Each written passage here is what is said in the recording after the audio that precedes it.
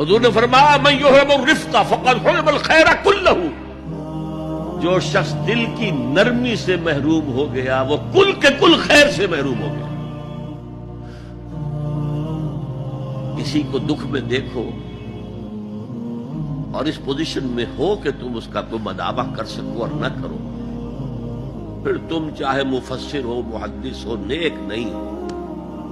تم عابد ہو سکتے ہو، زاہد ہو سکتے ہو، تم مفسر ہو سکتے ہو، محدث، نیک نہیں ہو سکتے۔ ہم درد، خنجر چلے کسی پہ تڑپتے ہیں ہم امیر، سارے جہاں کا درد ہماری جگر میں ہے۔ اگر یہ رفق نہیں ہے، اگر یہ ہمدردی نہیں ہے، اگر کسی کو دکھ میں دیکھ کر آپ تڑپ نہیں اٹھتے، اگر اس کی مدد کرنے پر قادر ہو اور نہیں کرتے تو کل خیر سے محروم۔ پڑھے جاؤ نمازیں اور تہجدیں، کچھ حاصل نہیں۔